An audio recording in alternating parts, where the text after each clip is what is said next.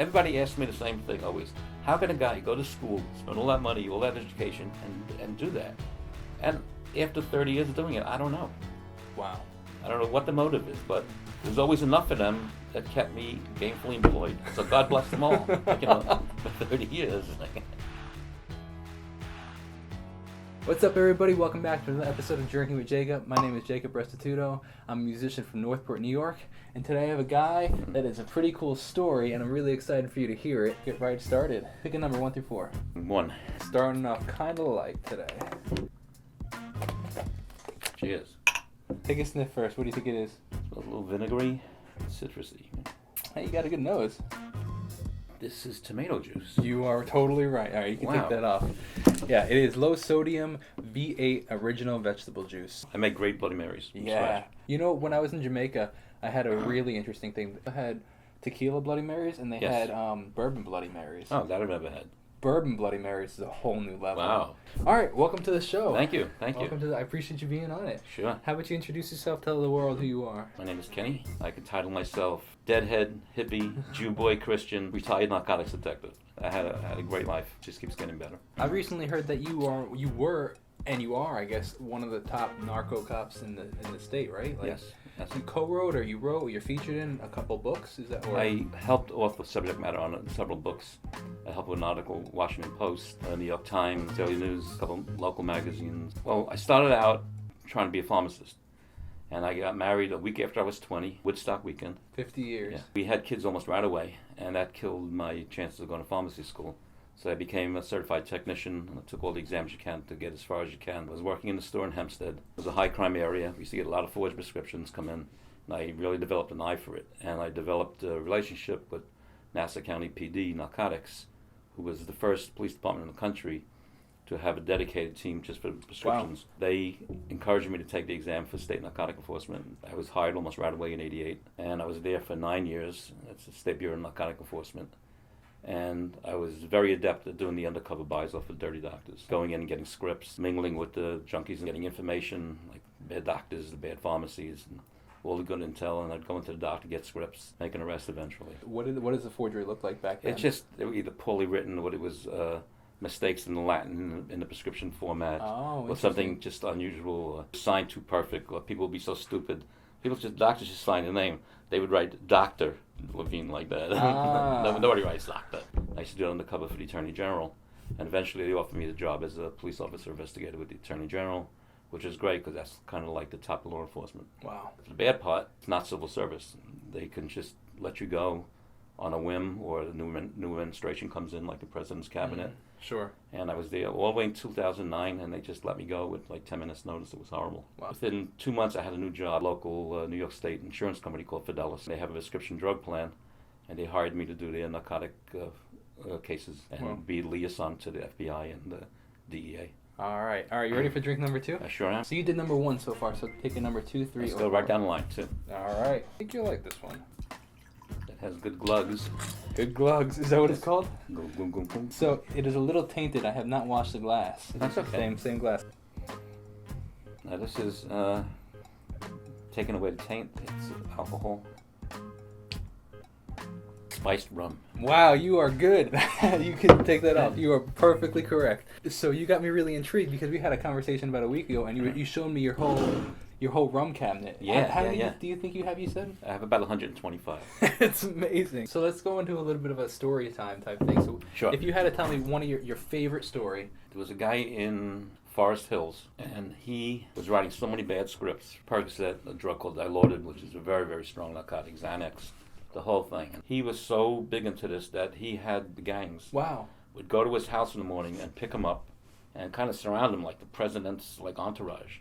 And they'd walk him all the way to his office in Forest Hills. You couldn't get near him. All their own guys would just line up in the office. I chatted up one of his gang members in a different doctor's office. He told me about it. He says, yeah, come on down. He says, but don't bring anybody with you, and I'll vouch for you. So I go in there, really scared, because all you have is a wire on. Technology back then was so bad that if a UPS truck or something parked and motor running, it would throw the transmission off. Oh, wow. What's that called? The code word? Like it's called something, I'd say right? help. They don't have a special term for that kind of word? So TV's totally fake then, I guess. TV's fake.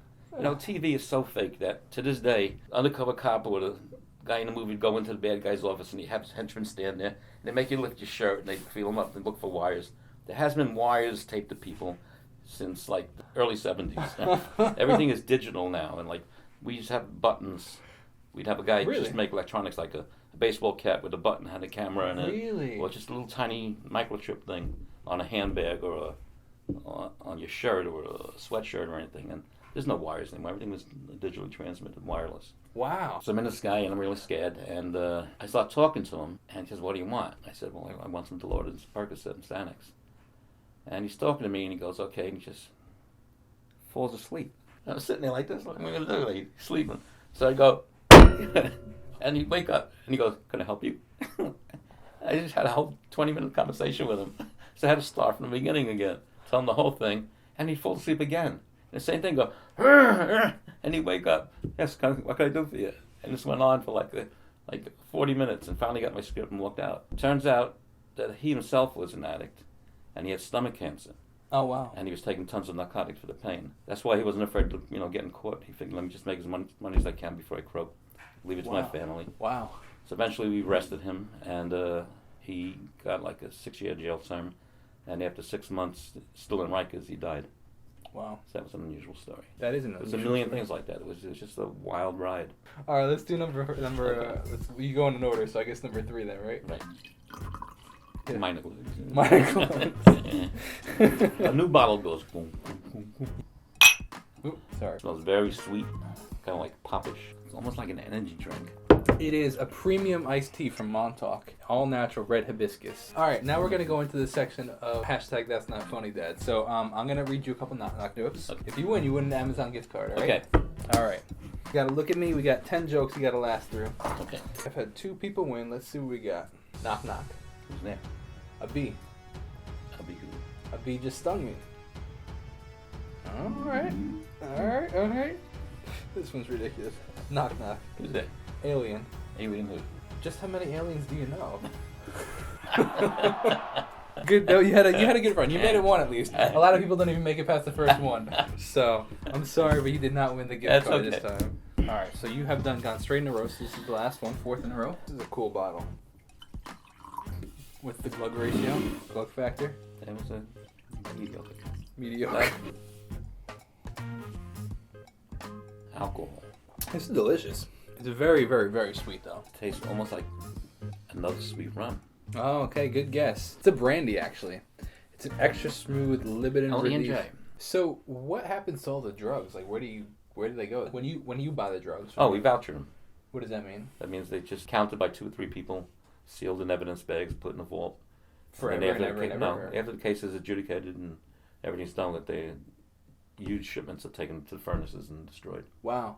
Is it the same thing with like firearms and everything else, or what about dirty money? They stamp it with like this purple stamp, and there's a machine that perforates it with like evidence. The word evidence in like looks like braille, but it's actually holes through each stack of money. Punches all the way through. It could never be used again, so it's banded up and evidence, and that's destroyed. That's wild. Wow, that's really interesting. Very cool. Yeah. All right. Any final thoughts before we end the show? No, I'm glad you didn't give me anything really horrible. Actually, before we end, you had mentioned that you had a little something. I put it down here. People get into a rum, they think there's got to be dark black like this to be really good, which for the most part, really good rums are really dark. But there's excellent light rum. Amateurs kind of dismiss it. They think, well, this is a wimp. It's a white rum. It's like Bacardis. But they make some really, really fine rums, and this is from a very rare brand. The island of Mauritius, that's off the coast, like by Madagascar, off the coast of Africa. And this one I came across through a recommendation. It's called Star Ultralight, and it's a pure crisp. If you want to take a sip, it's like very clean and very bright. All right, that's what we got. Oh, that's really good. Is that amazing? That is really good. It's very light. It's very drinkable. If you have 100, how many did you say? 120? About 125. So if you have 125, how do you decide? Like you said, you typically have like a glass a night. It's like, you could really have, you can go like, whatever, like 5 months or 4 months without drinking a single one repeating. Well, it's a chore because it's a pleasure to drink it, but I'm so indecisive as a person. All right, well, I appreciate you being on the show, man. Thanks for drinking with Jacob. Sure. Cool. This is fun. It was a good time. Yeah, it was a very fun time.